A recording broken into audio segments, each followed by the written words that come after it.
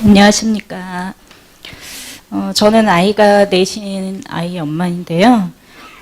넷째를 이제 낳기 전까지는 별일 없이 그냥 이렇게 평탄하게 아주 뭐 부유하진 않아도 잘 지내고 있었습니다. 근데 넷째를 딱 병원에서 실수로 낳으면서 이제 장애가 굉장히 심각하게 왔어요. 그래가지고 아이가 인지도 없고 엄마를 알아보는지 어쩌는지 이런 것도 모를 정도로 식물인간으로 그냥 이렇게 누워만 지내고 있는데, 이 아이가 이제 5살이에요. 첫째는 17살이고요. 근데 이제 아픈 아이가 태어난 이후로 삶도 너무 급격히 황폐해지고 경제적으로도 사실 너무 이제 많이 거의 모든 거를 다 놓았습니다. 그래서 힘들어졌지만 이제 나머지 아이들도 있고 열심히 사는 남편이 있고 또 저희를 물심양면으로 도와주시는, 마음적으로 도와주시고 육체적으로 도와주시는 시어머니가 계셔서 늘 웃으면서 지내려고는 하고 있습니다만 가끔씩 아이를 보면서 이제 울컥울컥 올라올 때가 있고요. 점점 더 경제적으로는 힘들어지지만 아이의 치료를 포기할 수가 없어서 지금은 어려워도 어머니와 아이가 이제 제주도로 내려가서 치료를 받고 있고요. 저는 돈을 벌어야 되기 때문에 아빠와 같이 나머지 아이들을 돌보면서 여기서 살고 있습니다. 그러니까 이렇게 떨어져 지낸 지 지금 4개월이 넘어가는데요. 너무나 보고 싶고 이래서 가끔 힘들 때도 많습니다. 어머님께도 너무 감사하고 죄송한 마음이 많이 들고 편히 못 해드리고 그래서, 그리고 애들도 제가 거의 똑같이 고르게 사랑을 나누어 준다고 생각을 하지만서도 조금 가끔 부족하지 않을까라는 그런 신경 쓰이는 마음도 생기고요. 앞으로 어떻게 제가 마음을 가지고 생활해야 전부 다 행복해질 수 있을지 궁금해서 나왔습니다. 아이를 보면 왜 울컥울컥해요? 애가 너무 예뻐요. 예쁜데 글쎄 그냥 옆에 있는 것만으로도 예쁜데 좀 체격이 점점 커지면서 이제 앞으로 어떻게 해야 될지, 제가 여태까지 데리고 있어 보면서 얼마나 힘든지를 아는데 지금 그걸 어머니 혼자 다 하고 계시거든요. 근데 이제 보면은 나중에 제가 없을 때 이럴 때도 생각이 들고 너무 안타까운 마음이 가끔 들 때도 있고요. 낫다고 생각을 했는데도. 아니 그러니까 아이가 네.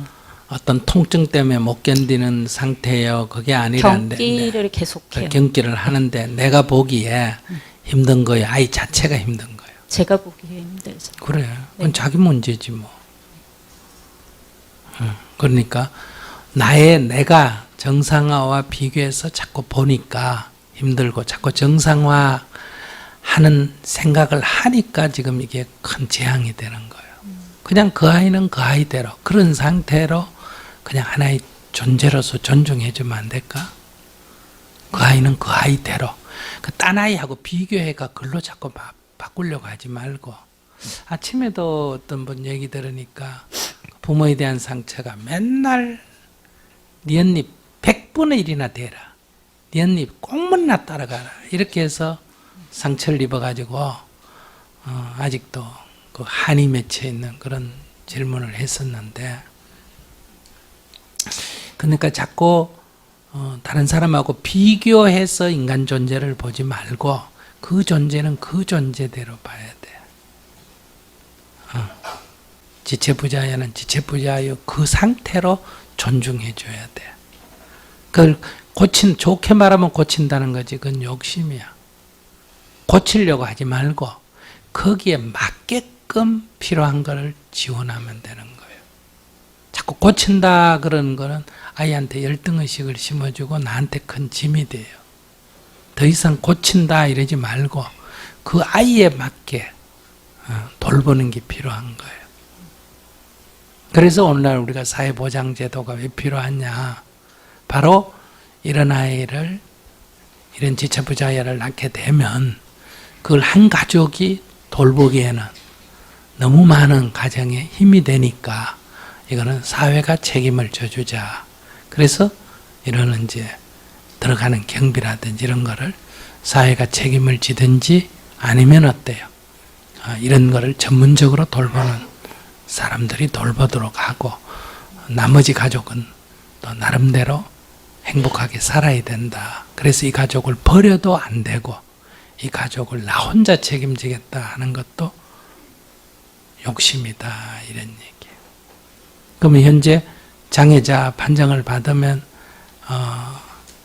돌볼 수 있는 치료하고 돌볼 수 있는 혜택을 받을 수 있을 거 아니에요. 네. 그러면 받을 수 있어요. 예. 그럼 그렇게 하고 그 아이는 거기에 맞게끔 살도록 해야지. 내 욕심을 하면 그 아이는 불행해져요. 근데 이제 저는 같이 살고 싶은 게 사실 지금 제일 원이고요. 같이 살고 싶으면 이제 자기가 같이 살고 싶으면 같이 살면 되잖아. 그냥 뭐 크게 움직이는 것도 아니잖아. 제가 내가 같이 살고 싶은 게 중요하나 전문기관에서 그 아이를 더 훈련하면 조금 더 내가 키우는 것보다는 전문기관에서 보살피면 더 나을 수 있다면 부모는 자식을 위해서 내 마음을 버려야지. 내가 힘들어서 갖다 버리는 건 나쁘지만은 아이를 위해서 내 아픔을 견뎌내야지. 내가 돌보는 것보다 전문기관이 돌보는 게 더 낫다. 내가 돌보는 것보다 전문가가 돌보는 게 더 낫다 하면 전문가한테 맡겨야지. 엄마라면 자식을 위해서. 그건 생각 잘못하고 있는 것 같은데. 내가 힘들어서 갖다 버리는 건 안 돼. 그러나 아이에게 어떤 게 더 좋냐를 봐서 아이에게 도움되도록 해야지. 그게 엄마지. 내 보고 싶은 마음에 집착하면 안 되지. 지금 떨어져 있는 게 그런 기관에 가 있는 게 아니고요.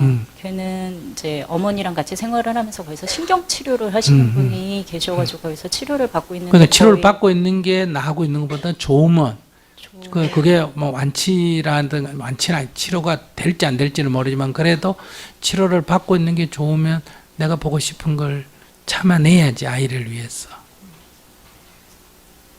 그러고는 있습니다. 근데 저기 지원을 받는 그 쪽에서도 애기 목욕시켜 주는 것 자체도 되게 힘들어 하거든요. 근데 그걸 어머님께서 지금 다 하고 계셔서 어머니 연세가 얼마나 되시는데? 일은 하나요.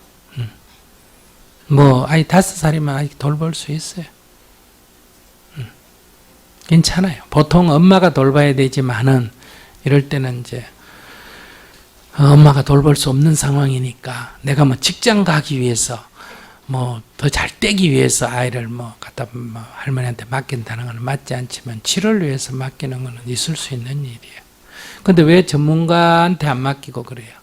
전문기관에서 치료하도록 안 하고. 그래서 기관에서 다 손을 놨어요. 이제 뭐 별로 효과가 없을 것 같다고 이렇게 하고요. 그리고 이제 도우미들이 집에 와서 이제 도와주는 그런 경우들이 있는데 한 며칠 오다가 안 오시고 그러시더라고요. 아니 그러니까 전문기관에 지금 위탁하고 정기적으로 방문하는 방법도 있잖아. 그래서 그런 거는 아직 제대로 알아보지는 않았었어요. 그런 거 알아보고 이제 집에서 하고 그러면 아이 돌보는 혜택이 정부에서 나와요? 네, 조금 나오기는 하는데 뭐 벌써 이제 조기 마감된 그런 부분들도 많이 있는 것도 그렇지 있고요. 않아요. 그건 네. 자기가 조금 더 알아보는 게 필요해. 그 뭐 남의 돈을 먹겠다는 게 아니라 이것은 우리 사회가 사회 안전망이라는 측면에서 우리 사회가 공동으로 한 가족에게만 책임이 아니고 옛날엔 다 부모가 책임졌는데 사회가 공동으로 책임지는 이게 이제 복지국가 아니에요. 그러니까 그런 쪽으로 나아가고 있기 때문에 전적으로는 안 되지만은 협력이 이루어지고 있고 또 전문 기관에서 보살피는 기관에 또 있고 집에서 보살피면 일부 보좌를 받고 하니까 치료를 너무 매달리는 건 내 생각은 좋은 건 아니에요. 그게 좋게 말하면 부모의 애정이라고 하지만은 이미 이렇게 더 이상 치료가 안 되면 그 아이로서 꼭 행복할 수 있다 이렇게 해야지 그걸 너무 치료한다고 하면 아이가 그 문제야라는 얘기가 되거든요. 그러면 아이에게 열등의식을 심어줘요. 그 아이는 말을 못하면 못하는 대로 행복할 수가 있고 부모를 못 알아보면 못 알아보는 것으로 행복할 수 있고 그 아이는 그 아이대로 행복하게 살다가 사는 만큼 살다가 죽을 권리가 있는 거예요. 그렇게 아이를 중심으로 해서 생각하지 자꾸 내 안쓰러운 마음에 자꾸 중심을 두면 결국은 아이는 불행해져요. 그러니까 얼마나 오래 살아야 된다 이런 생각하면 안 돼요. 이런 상태라도 너도 행복할 권리가 있다. 무슨 말인지 아시겠어요? 네. 그러니까 행복하도록 내가 뒷받침해 줄 만큼 뒷받침해 준다. 그러니까 치료는 그것이 현대의학에서 할 수 있으면 하는 만큼 하지만 못하는 것을 억지로 하려고 그러면 오히려 열등의식을 심어요. 가정에도 너무 그 아이 때문에 가정 전체가 또 피폐해지고 그럼 그 아이도 불행이에요. 그래서 기도를 교회 다녀요, 절에 다녀요? 성당이요. 성당 다녀요. 그러면 하나님 저에게 주신 선물을 감사히 생각합니다. 이렇게 하나님께 감사를 드리세요. 이것을 나에게 준 하나님의 선물이라고. 내가 이 아이에게 아낌없는 사랑을 베풀 때 하나님도 나에게 아낌없는 사랑을 베풀 거다. 이렇게.